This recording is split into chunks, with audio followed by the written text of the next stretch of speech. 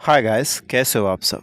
I hope you are doing great. In today's video, let's talk about some structures along with daily use sentences so that you can practice and become fluent in English. Okay, so let's get started. The first topic would be in view of. In view of को मतलब होता है को देखते हुए, मतलब कि किसी चीज़ को ध्यान में रखते हुए, किसी चीज़ को देखते हुए. ओके, उसके बाद जो भी आप बताना चाहते हैं उसे आप बताएंगे. ओके, तो चलिए देखते हैं कुछ सेंटेंसेस यहाँ पे. इन व्यू ऑफ प्लस ऑब्जेक्ट, उसके बाद सेंटेंस को रखेंगे या फिर पहले सेंटेंस को आप रख लेंगे, उसके बाद इन व्यू ऑफ, उसके बाद जो भी ऑब्जेक्ट होगा या फिर कोई नॉन हो सकता है तो आप यहाँ नॉन भी रख सकते हैं. ओके, अगर कोई वर्ब आता है तो उसमें आप आईएनजी फॉर्म में दिखाएंगे. ओके, जैसे आपके अनुभव को देखते हुए मेरा मानना है कि आप इस नौकरी के लिए उपयुक्त उम्मीदवार हैं. In view of your experience I believe you are the perfect candidate for this job. ख़राब मौसम को देखते हुए आज स्कूल बंद कर दिया गया है. In view of the bad weather the school has been close for the day. ये पैसिव में बनाया गया है guys. Okay, present perfect tense का ये पैसिव है. ओके, यहाँ पे the school as a object है, has been close for the day. आपका फीडबैक को देखते हुए हमने प्रोडक्ट में कुछ बदलाव किए हैं. In view of your feedback we have made some changes to the product. समय सीमा को देखते हुए हमें इस सप्ताह अतिरिक्त घंटे काम करने होंगे. In view of the tight deadline we will need to work extra hours this week. उम्र को देखते हुए उनके लिए लंबी दूरी की यात्रा करना मुश्किल हो सकता है. In view of his age it might be difficult for him to travel long distances. The next topic is going to be I couldn't help it. I couldn't help it ये पास्ट में होगा, तो अगर आप present में बोलना चाहते हैं तो आप कह सकते हैं I cannot help it. Okay, I cannot help it मतलब मुझसे रहा नहीं जाता, मुझसे रहा नहीं गया पास्ट में. ओके, या फिर मैं खुद को रोक नहीं सका, माई सेल्फ लगा देंगे तो हो जाएगा ये भी चीज़ें. तो उसके बाद आप सेंटेंस को रखेंगे. जैसे मैंने आइसक्रीम देखी और ख़ुद को रोक नहीं सका, मतलब मुझसे रहा नहीं गया, मुझे कुछ खरीदनी पड़ी. I saw the ice cream and I couldn't help it, I had to buy some. मैंने अपने दोस्त से बहस की, मुझसे रहा नहीं गया, फिर मैं बहुत निराश था. I argued with my friend, I couldn't help it, then I was so frustrated. The next topic would be what was dreaded happened. मतलब कि जो डर था वही हुआ. व्हाट वॉज ड्रेडेड, जो डर था वही हुआ. ओके, तो आप यूज़ कर सकते हैं. जैसे तमाम सावधानियों के बावजूद जो डर था वही हुआ. सूखे जंगल में आग तेज़ी से फैल गई. Despite all the precautions what was dreaded happened. The fire spread quickly through the dry forest. वह हफ्तों से पढ़ाई कर रही थी, लेकिन जो डर था वही हुआ. परीक्षा के दौरान उसका दिमाग ब्लैंक हो गया. She had been studying for weeks, but what was dreaded happened. She blanked out during the exam. The next topic would be no one can change what is destined to happen. No one can change what is destined to happen. मतलब कि जो होना है वो होगा, और जो भी कहना चाहते हैं कह सकते हैं. जो होना है वो होगा, लेकिन हम इस पर कैसे रिएक्ट करते हैं ये हमारे कंट्रोल में है. चिंता मत करो, कोई ना कोई रास्ता निकाल लेंगे. No one can change what is destined to happen, but we can control how we react to it. Don't worry, we will figure out something और द अदर. कुछ ना कुछ हम हल निकाल लेंगे. जो होना है वो होगा, लेकिन मेहनत करके हम अपनी सफलता की संभावना बढ़ा सकते हैं. No one can change what is destined to happen, but by working hard we can increase our chances of success. The next topic would be truth be told. Truth be told का मतलब होता है सच कहूँ तो. उसके बाद जो sentence आप रखना चाहते हैं आप रख सकते हैं. Okay, truth be told plus sentence. Okay, सच कहूँ तो मुझे बर्तन धोने में कोई दिक्कत नहीं है. Truth be told, I don't mind doing the dishes. Okay, truth be told, I don't mind doing the dishes. सच कहूँ तो मैं चॉकलेट का बहुत बड़ा प्रशंसक नहीं हूँ, मतलब मैं फ़ैन उसका नहीं हूँ, तारीफ़ नहीं करता. तो मैं कह सकता हूँ truth be told, Truth be told, I'm not a big fan of chocolate. I'm not a big fan of chocolate. सच कहूँ तो मुझे यकीन ही नहीं है कि मैं उस पर विश्वास करता हूँ. सच कहूँ तो मुझे यकीन ही नहीं है कि मैं उस पर विश्वास करता हूँ. Truth be told, I'm not sure I believe him. I'm not sure I believe him. Truth be told, I was a little nervous before the interview. Truth be told, I was a little nervous before the interview. इसका हिंदी आपको पता करना है.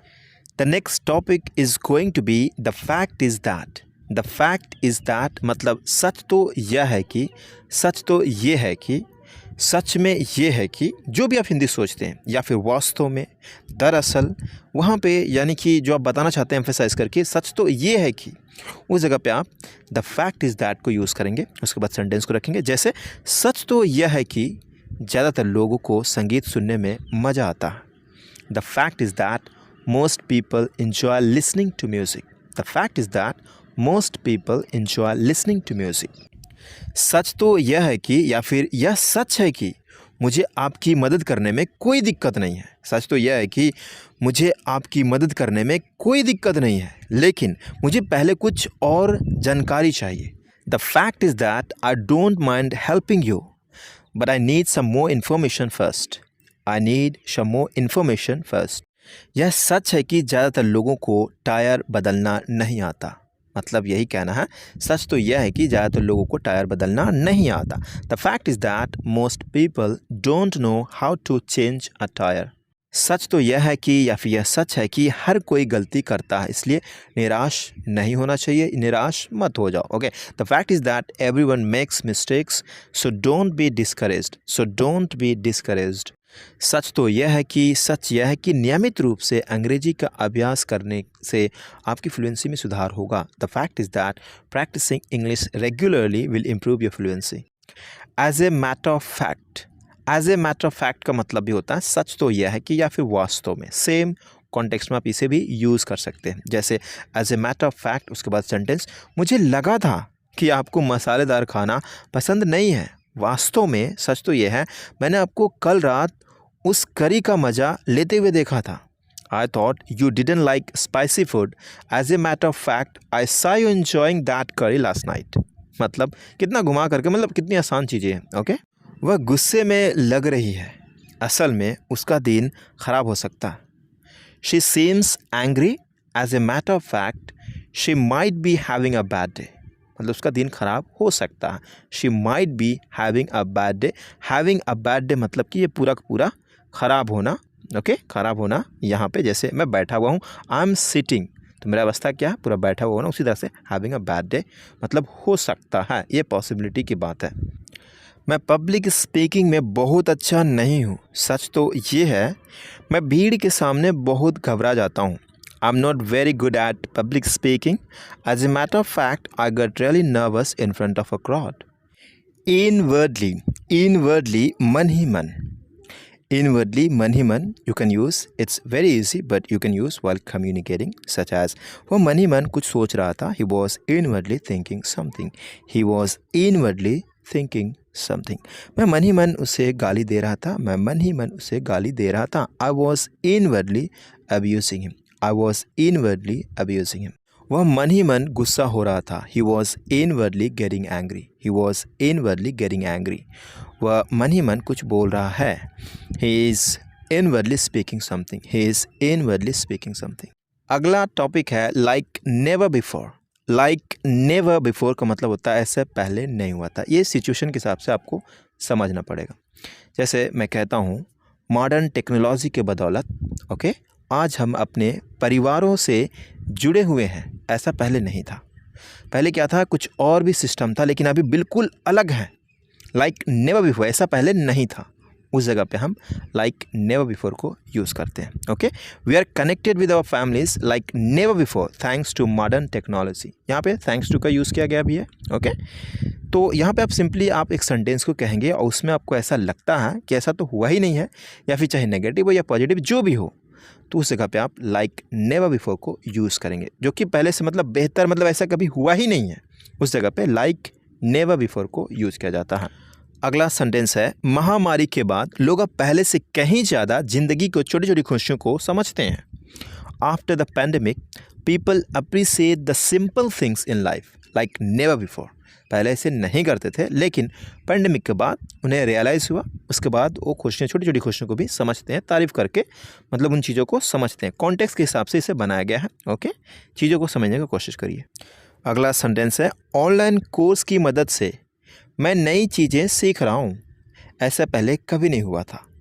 मैं ये कहना चाहता हूँ with the help of online courses, मतलब ऑनलाइन की मदद से I am learning new things like never before. ऐसा पहले कभी नहीं हुआ था, लेकिन अब ऐसा है, जो कि बिल्कुल एकदम उल्टा है। अपोजिट चीज़ को दिखाना पड़ता तो वहाँ पे हम लाइक नेवर बिफोर को यूज़ करते हैं। पहले ऐसा नहीं था, लेकिन अब है, तो बिल्कुल अलग है, राइट। ऐसा पहले नहीं था, इसलिए आपको बस हिंदी के कॉन्टेक्स्ट को समझना है, चीज़ें कि कहाँ हम इसे यूज़ कर सकते हैं, आपको वहाँ यूज़ कर देना, ऑलराइट, और कुछ नहीं ज़्यादा।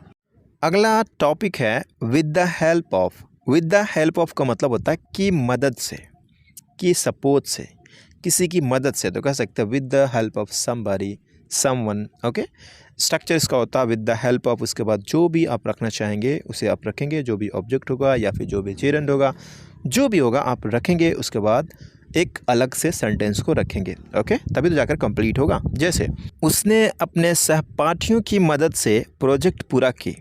She finished the project with the help of her classmates. शब्दकोश की मदद से मैं पुस्तक में कठिन शब्दों को समझने में सक्षम था। With the help of a dictionary I was able to understand the difficult words in the book. उसने अपने दृढ़ संकल्प की मदद से दौड़ जीत ली। He won the race with the help of his strong determination. He won the race with the help of his strong determination. अपने दोस्तों की मदद से मैं अपने नए अपार्टमेंट में जाने में सक्षम था, मतलब जा पा रहा था। With the help of my friends, I was able to move into my new apartment. With the help of my friends, I was able to move into my new apartment. अगला टॉपिक है thanks to. Thanks to का मतलब होता है के बदौलत। Okay, के बदौलत, थैंक्स टू, उसके बाद जो भी ऑब्जेक्ट होगा उसे आप रखेंगे। ओके, उसके बाद एक सेंटेंस को आप रखते हैं। जैसे आपकी मदद की बदौलत मैं प्रोजेक्ट को समय पर पूरा करने में सक्षम था। Thanks to your help I was able to finish the project on time. Thanks to your help I was able to finish the project on time. उनकी कड़ी मेहनत की बदौलत उन्होंने बड़ी सफलता हासिल की। Thanks to their hard work they achieved great success. Thanks to their hard work they achieved great success. Modern technology के बदौलत हम दुनिया भर में किसी से भी जुड़ सकते हैं। Thanks to modern technology we can connect with anyone around the world. Thanks to modern technology we can connect with anyone around the world. अगला टॉपिक है अलॉन्ग विद, साथ में या फिर के साथ। ओके, उस जगह पे हम अलॉन्ग विथ को यूज़ करेंगे। कड़ी मेहनत के साथ आपको सफल होने के लिए कुछ भाग्य की भी आवश्यकता होती है। कड़ी मेहनत के साथ आपको सफल होने के लिए कुछ भाग्य की भी आवश्यकता होती है। Along with hard work you also need some luck to succeed. Along with hard work you also need some luck to succeed. अगला सेंटेंस है रिपोर्ट उसकी सिफारिशों के साथ अगले सप्ताह जमा की जाएगी। ओके, अगर हम चाहें तो इसे सिंपली कह सकते हैं उसके सिफारिशों के साथ पहले बोलेंगे, उसके बाद रिपोर्ट अगले सप्ताह जमा की जाएगी बाद में बोलेंगे। ओके, लेकिन राइटिंग में क्या होता है, ऐसे लोग लिखते हैं, इसलिए मैं चाहता हूँ आपको ये भी तरीका आना चाहिए। Okay, the report along with its recommendations will be submitted next week, या फिर कह सकते हैं along with its recommendation the report will be submitted next week, ये भी चलेगा। बिल्कुल सब सही है गाइस। ओके, तो मिलते हैं अगले वीडियो में, तब तक के लिए अपना ख्याल रखिए। Okay, have a good day guys.